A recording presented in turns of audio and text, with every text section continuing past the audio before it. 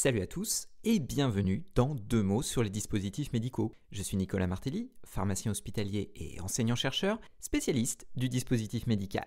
Ceci est le dernier épisode de la première saison de 2 mots sur les dispositifs médicaux. Ben oui, mais pas de panique. Le podcast ne s'arrête pas ici et vous aurez droit à une deuxième saison, probablement même dans un format un peu remanié. À suivre donc. Aujourd'hui, je vous parle des systèmes de mesure très particuliers utilisés dans le monde des DM. C'est parti!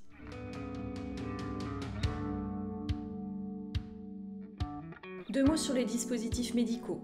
Le podcast qui ne vous fait pas le café, mais qui vous en dit plus sur les dispositifs médicaux.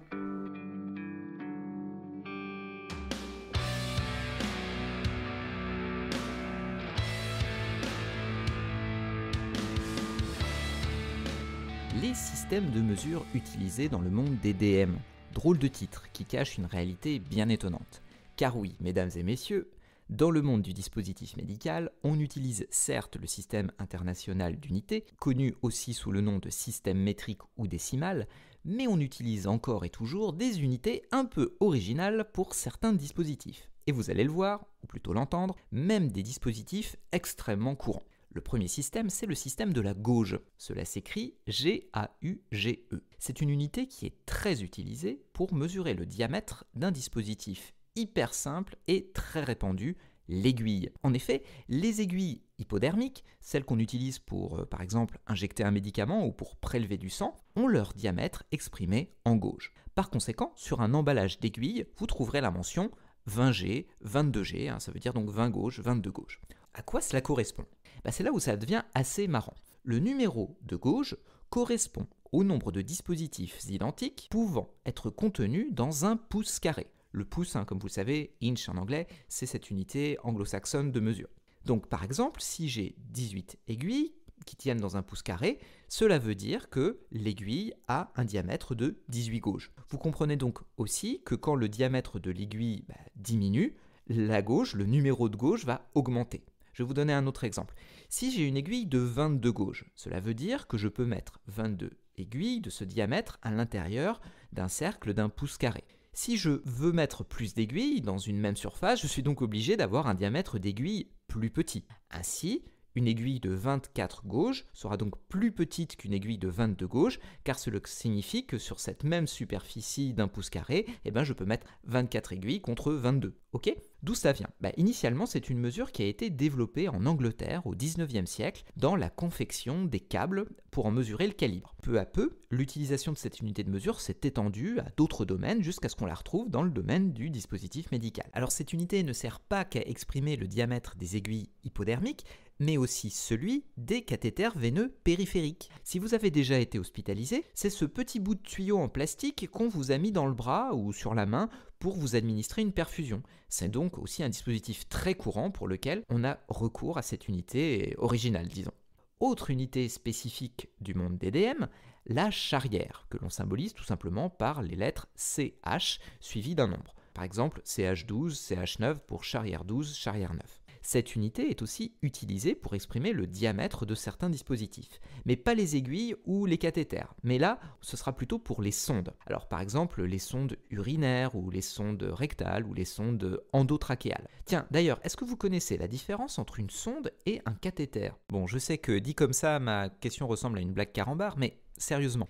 Alors une sonde, c'est un tuyau qu'on va introduire dans un orifice naturel pour réaliser par exemple un prélèvement ou pour en évacuer le contenu. Par exemple, une sonde urinaire, c'est un tuyau qu'on introduit dans l'urètre jusqu'à la vessie pour évacuer l'urine quand les patients ne peuvent pas uriner par eux-mêmes.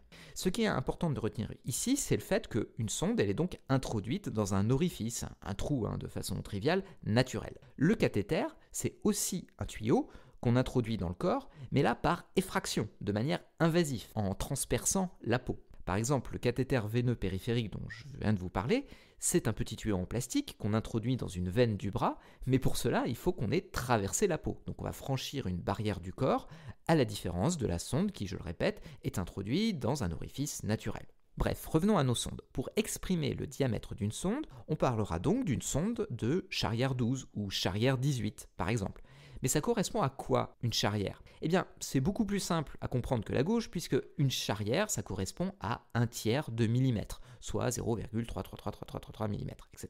Par conséquent, une sonde de charrière 12, c'est en fait une sonde de 12 divisé par 3, soit 4 mm de diamètre. Le mot charrière vient de Joseph Frédéric Benoît Charrière, un Suisse qui est devenu français par la suite et qui au début du 19e siècle a fondé une grande société de fabrication d'instruments chirurgicaux qui fournissait les plus grands chirurgiens de l'époque. Il a laissé son nom à cette unité de mesure qui était utilisée pour le calibrage des endoscopes produits par sa société. Bizarrement, il y a une unité qui est exactement la même que la charrière, c'est-à-dire qui correspond aussi à 1/3 de millimètre et qui est utilisée dans le monde des DM, mais qui n'a pas le même nom, c'est le French. Ainsi, on dit un dispositif de 4 French, 5 French, etc. Et c'est pareil que la charrière, si je veux savoir combien ça mesure en millimètres, eh bien je divise par 3. Ce French est d'autant plus bizarre qu'il ne s'utilise pas pour les mêmes types de DM, puisque lui, on va le retrouver justement pour tous les cathéters et les dispositifs pour cathétérisme autres que le cathéter veineux périphérique dont je vous ai parlé juste avant. Oui, c'est un beau bazar, on est d'accord. De quel dispositif s'agit-il alors ? Eh bien, de ceux qui sont utilisés notamment en radiologie interventionnelle. Mais oui, souvenez-vous, je vous avais parlé de CDM dans l'épisode 15 de 2 mots sur les dispositifs médicaux. On avait en effet parlé des cathéters d'angiographie, des introducteurs, des guides, etc. Et bien ce sont par définition des dispositifs qui, pour être implantés dans une veine ou une artère, doivent franchir la barrière cutanée. C'est pour cela qu'on dit aussi parfois des DM percutanés. Pour tous ces DM, on va donc utiliser le French, qu'on symbolise tout simplement par un F majuscule ou FR, précédé du nombre, donc 5 French, 6 French, 6F, 5F, etc. D'où ça vient ? Eh bien ça vient toujours de Joseph Frédéric Benoît Charrière, qui était tellement renommé que son unité de mesure était appelée outre-Atlantique The French Scale, l'échelle française. Sûrement plus facile à prononcer pour un anglo-saxon que Charrière. De French Scale, on est passé à French tout court, et voilà. En somme, si Joseph Frédéric Benoît Charrière n'était pas devenu français, on dirait Suisse au lieu de French. Eh oui. En résumé, il existe plusieurs systèmes de mesure historiques dans le monde du dispositif médical qui résistent encore et toujours à l'envahisseur système métrique. Ces systèmes, bien que parfaitement connus par les professionnels de santé, ne sont-ils pas artificiellement complexes et pourra-t-on les simplifier un jour ? L'avenir nous le dira.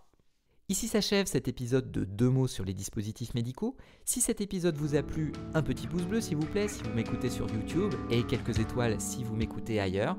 N'hésitez pas non plus à vous abonner. Merci beaucoup pour votre écoute au fil de ces 6 mois écoulés et je vous dis à très bientôt pour une 2e saison de 2 mots sur les dispositifs médicaux. Salut à tous!